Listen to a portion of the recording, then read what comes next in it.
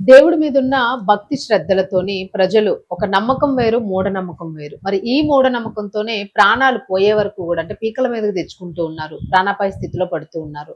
అనే దానికి కొన్ని ఎగ్జాంపుల్స్ ఇప్పుడు రీసెంట్‌గా జరిగినయి గూడా ఉన్నాయి. సో, మరి భక్తి అసలు ఎంతుండాలి? ఎలాంటి విశ్వాసం ఉండాలి? మూఢనమ్మకానికి, భక్తికి అసలు తేడా ఏంటి? రీసెంట్‌గా అరుణాచలం ఆ మోక్ష మార్గంలో జరిగిన ఇన్సిడెంట్ గురించి కూడా మనం మాట్లాడుకుందాం. మనతో పాటు సీనియర్ జర్నలిస్ట్ దమ్ము బాలాజీ గారు. సార్ నమస్తే నమస్తే. సార్. సార్ భక్తి వేరు, మూఢనమ్మకం వేరు. సో ఈ రెండింటిని ఎక్స్‌ప్లెయిన్ చేస్తూ అసలు అరుణాచలంలో జరిగిన ఆ మోక్ష మార్గం ఇష్యూ గురించి చెప్పండి సార్. అంటే ఇలాంటి మార్గాలు చాలానే ఉన్నాయి. బట్ ఇక్కడ చాలా సాహసం చేస్తూ ఉంటారు ఎందుకో మరి.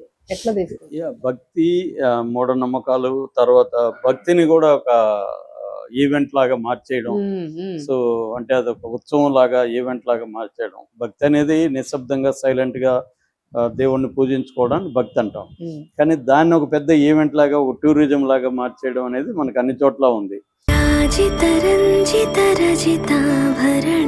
Pure in its form with grace made noble.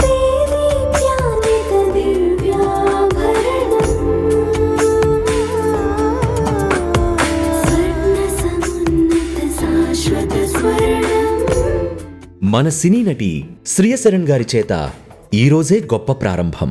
ఇప్పుడు యేస్రావ్ నగర్ మరియు పంజాగుట్టలో మందిర premium silver jewellery by Manepalli. ఇప్పుడు వెంకటేశ్వర స్వామి మనం మనం ఒక కాంట్రడిక్టరీ ఏంటంటే దైవం ఇందుగలడు అందు లేడు, ఎందు చూసిన అందందిగలడు అనేది చెప్పుకుంటాం.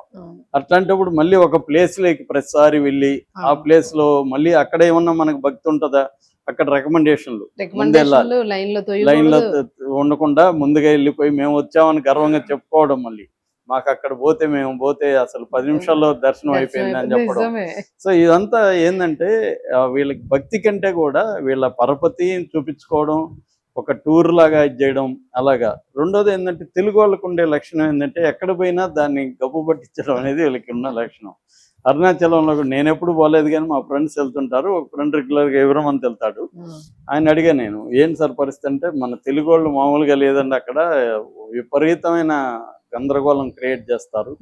సో గోల మొన్న కూడా మధ్య కూడా ఒకసారి చెప్పుకున్నాం మనం కూడా. అక్కడ ఒక అమ్మాయిని చేశారు, చేసి వాళ్ళు వెళ్ళిపోయారు. ఎందుకంటే నైట్లలో వెళ్తారండి. అక్కడ కొన్ని బ్లైండ్ స్పాట్లు ఉంటాయి, కెమెరాలు ఉండవు, లైట్ ఉండదు. అక్కడ అమ్మాయిలు అర్ధరాత్రి వీళ్ళు పిచ్చిపట్లు వేసుకొని అక్కడ విహారయాత్రకు వెళ్తారు. సో ఇవన్నీ కూడా ఆయన చెప్పాడు. అంటే భక్తి దగ్గర ఉండాల్సిన, ఒక నిజంగా ఉండాల్సిన, ఎందుకు పెడతారు ఈ బట్టల వ్యవహారం ఇవన్నీ కూడా కోర్టులు అంటే, నువ్వు అక్కడ నిక్కర్లు వేసుకుని ఎటువంటి డైవర్షన్ అవుతారు కదా, డైవర్ట్ అవుతారు కదా. సో చాలా సార్లు మగపిల్లలు గుళ్ళకి ఎందుకు వెళ్తారంటే ఆడపిల్లలు సైట్ వేయడానికి. వాళ్ళు కూడా డెకరేట్ చేసుకుని ఎందుకు వస్తారు? ఆడపిల్లలు కూడా గుళ్ళకి అంతంత డెకరేషన్ ఎందుకు వస్తారు? అబ్బాయిలు చూడాలనే కదా. సో ఇలాగా భక్తి అనేది వేరు, ప్రదర్శన వేరు, మూఢనమ్మకాలు ఇవన్నీ మిక్స్ అయిపోయినాయి ఇవాళ. దీంట్లో భక్తి పక్కన పడిపోయి ఇవే డామినేట్ చేస్తాయి. ప్రదర్శన మన వెల్త్ ని, మన అందాన్ని, మన వ్యవహారాలను ప్రదర్శించడం ఒకటైతే, కొంతమంది అమ్మాయిలకి అదొక ఛాన్స్, ఫ్రీడమ్ కి. ఇంట్లో వాళ్ళు వేరే చోట అయితే పంపిరు. గుడికి వెళ్తాను, అరుణాచలం వెళ్తానంటే పంపిస్తారు, గోవా వెళ్తానంటే పంపించరు. కాబట్టి అరుణాచలం పేరుతో అటు ఇది వాళ్ళకి అడ్వెంచర్ టూర్ అనమాట. అది విహారయాత్ర, వాళ్ళకి భక్తి యాత్ర కాదు, స్పిరిచువల్ కాదు. సో దీనివల్ల రకరకాలు జరుగుతాయి. రెండోది మూఢనమ్మకం. ఇక్కడ మనం మూఢనమ్మకాల గురించి మాట్లాడుతున్నాం. ఇదేంటంటే ఒక మామూలుగా మనకు అరుణాచలంలో గిరివలం ఉంటుంది. గిరివలం అనేది 14 కిలోమీటర్లు.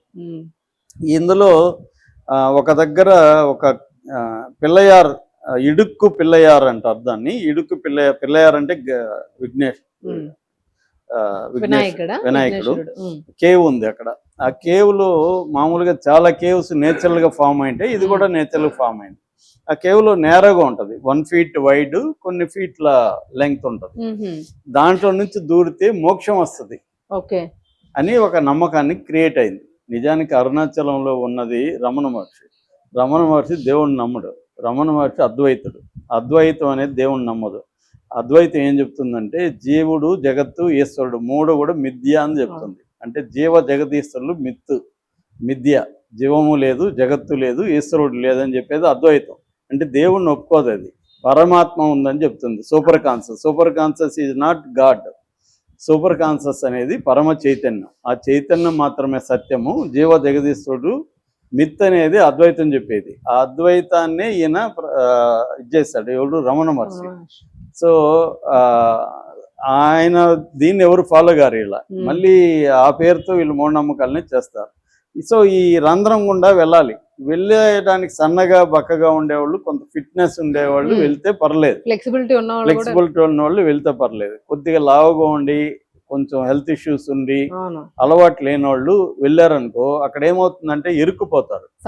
అది కరెక్ట్ గా అది ఒక టెక్నిక్ కూడా ఇంపార్టెంట్. సైడ్ గా ఇలా చేసుకొని మెల్లగా అలా వెళ్ళాలి. అది కొద్దిగా పొట్టున్నా లేకపోతే ఏదైనా ఇబ్బంది ఉన్న వాళ్ళు ఇరుక్కుపోయి వెనక్కి రాలేరు. ఒక్కోసారి వెనక్కి వద్దామని ట్రై చేస్తే ఇంకా ఎక్కువ ఇరుక్కుపోతారు, ముందుకు పోలేరు వెనక్కి పోలేరు. సో అలా ఇప్పుడు మొన్ననే ఒక మణికుమార్ అని రాజమండ్రికి సంబంధించి ఒక అతను కొద్దిగా లావుగా ఉంటాడు, అతను దూరడానికి ట్రై చేసి ఇరుక్కుపోయాడు, లాగారు. లాగినాక అతను సొరపోయింది, హాస్పిటల్కి అక్కడ తిరువన్నామలై గవర్నమెంట్ హాస్పిటల్కి తీసుకెళ్లారు. అలా బ్రాడ్ డెడ్ అని చెప్పారు అతను. అంటే ఏమవుతుందంటే దాన్ని అస్ఫిక్సియా అంటారు. అస్ఫిక్సియా అంటే ఊపిరాడకుండా చనిపోతారు, దానివల్ల కార్డియాక్ అరెస్ట్ వస్తుంది. అలాగా ఆయన చనిపోయాడు. అంటే వీళ్ళకి దీంట్లో టెన్షన్ కూడా వస్తుంది, మనం పోలేమేమో చనిపోతేమో టెన్షన్ వచ్చి ఆ ప్రెజర్తో హైపర్ అయిపోయి అస్ఫిక్సియా వస్తుంది. అలాగా మణికుమార్ చనిపోయాడు. చనిపోయిన 3 రోజులకి మళ్ళీ నిన్న ఒక ఆవిడ, ఇంకా ఆమె డీటెయిల్స్ రాలేదు, ఇది కూడా ఈమె కూడా ఆంధ్రానే, ఈమె కూడా అలాగే ఇరుక్కుపోయింది. అయితే భక్తులు ఆమెను జాగ్రత్తగా ఏదో లాగి మొత్తానికి ఇన్ టైంలో కొన్ని సెకండ్లు లేట్ అయితే కూడా ఆమె చనిపోయింది. సో ఆమె కూడా ఇలాగైంది. ఎప్పుడైతే మణికుమార్ చనిపోయే వరకు కూడా అక్కడ ఎటువంటి బోర్డులు కానీ హెచ్చరికలు కానీ ఏమీ లేదు. మామూలుగా ఇలాంటి చోట్ల ఒక అటెండెంట్ ఉండాలి, అంటే పారామెడిక్ ఉండాలి, వాళ్ళు గైడ్ చేయాలి. అంటే రెండోది స్క్రీనింగ్ ఉండాలి, అంటే నువ్వు ఎంత ఒబేస్ గా ఉన్నావో లేదా, ఎవరు పోవాలి ఎవరు పోకూడదు నిర్ణయించేదానికి ఒక స్క్రీనింగ్ పెట్టి నువ్వు వెళ్ళొచ్చు నువ్వు వెళ్ళకూడదు అనేది చెప్పగలగాలి. అది కూడా గైడెన్స్ చేయాలి, ఎలా వెళ్ళాలి ఏంటనేది హెల్ప్ చేసేవాళ్ళు ఉండాలి. అటువంటి మెకానిజం లేదు, అసలు బోర్డులు కూడా లేవు. ఇప్పుడు హడావిడిగా మణికుమార్ చనిపోయినాక 6 AM to 8 PM పెట్టారు టైము. అంతకుముందు అర్ధరాత్రి ఎక్కువ మిడ్ నైట్ వెళ్తుంటారంట ఎక్కువ మంది భక్తులు. ఈ ఫుల్ మూన్ డే అంటే పౌర్ణమి రోజు అలా వెళ్తుంటారు మోక్షం రావాలని. సో అదేమీ లేదన్నమాట. అక్కడ ముందు నుంచి కూడా ఈ ప్రాబ్లం ఉంది. అక్కడ బోర్డు అంతా కూడా అనేక చోట్ల లైట్స్ లేవు, కెమెరాలు లేవు. అంటే ఇంతంత డబ్బులు వస్తుంటది వాళ్ళకి, కానీ ఇవేమీ చేయరు, గవర్నమెంట్లు పట్టించుకోరు, భక్తులు కూడా అవి డిమాండ్ చేయరు, ఇవి చేస్తుంటారు అనమాట. సో దీనివల్ల ఏమైందంటే ఇప్పుడు అక్కడ భక్తుల మూఢనమ్మకం ఒకటైతే అక్కడ మేనేజ్మెంట్ తప్పు కూడా క్లియర్గా ఉంది. ఇవన్నీ అంటే వీళ్ళ భద్రతకు సంబంధించి ఎటువంటి ఇవి తీసుకోలేదు అక్కడ బోర్డు. సో ఇలాగే వెళ్ళినాక అక్కడ నంది అండ్ పిల్లయ్యారు ఉంటారు, అదే వినాయకుడు నంది ఉంటే వాళ్ళకి మొక్కుతారు అనమాట దీని మార్గం ద్వారా. సో ఇది పెట్టారు. ఇది పెట్టినప్పుడు ఈ ప్రమాదం ఉంటది. ఇంతకుముందు కూడా గతంలో చనిపోయారు, న్యూస్ రాలేదని చెప్తున్నారు. ఇదేం ఫస్ట్ టైం కాదు, ఇంతకుముందు కూడా చనిపోయారు, చాలా సార్లు జరిగినాయని చెప్తున్నారు. ఇంకోటి ఏంటంటే సోషల్ మీడియా పెరిగింది కాబట్టి వెంటనే వచ్చేస్తా ఉంది. అంతకుముందు ఇలాంటి ప్రమాదాలకి అక్కడ వాళ్ళు కూడా భక్తులు ఫ్యామిలీస్ కూడా దేవుడి దగ్గర చనిపోయారంటే నిజంగానే మోక్షం వచ్చి ఉంటదిలే అని. మోక్షం అనేది ఇండియాలో పాత కాన్సెప్ట్, అది యాక్చువల్ గా దాన్ని ఇప్పటికీ నమ్మేవాళ్ళు ఉంటారు. మోక్షం అంటే ఏంటి, సైకిల్ ఆఫ్ బర్త్స్, ఈ జీవన చక్రం ఆగిపోవడం, అంటే అనేక జన్మలు ఉంటాయి, ఈ జన్మల నుంచి విముక్తి. అంటే అప్పట్లో ఏంటంటే కష్టాలు ఎక్కువ ఉన్నప్పుడు మనిషికి ఈ కష్టాల పరంపర అంతం కావడం కోసం చేసుకునేవాళ్ళు. కష్టం లేనివాడికి ఎందుకు మోక్షం. కేదార్నాథ్, అమర్నాథ్ ఇవన్నీ వెళ్తారు కదా సార్, మానస సరోవర్ అవన్నీ కూడా రిస్కీ. అదే ఇవన్నీ కూడా ఏంటంటే అడ్వెంచరస్ మిక్స్ అయి ఉంటదండి. స్పిరిచువలిజం మన ఇండియాలో స్పిరిచువలిజం అడ్వెంచర్, అక్కడ కూడా చాలా మంది చనిపోతారు. అక్కడ ఒక ఆవిడ మొన్న ఎప్పుడో రాసింది ఫేస్బుక్ లో, గుర్రం ఎక్కినాక చెప్పాడంట, గుర్రానికి ఆత్మహత్య చేసుకునే స్వభావం ఉంది అన్నంట.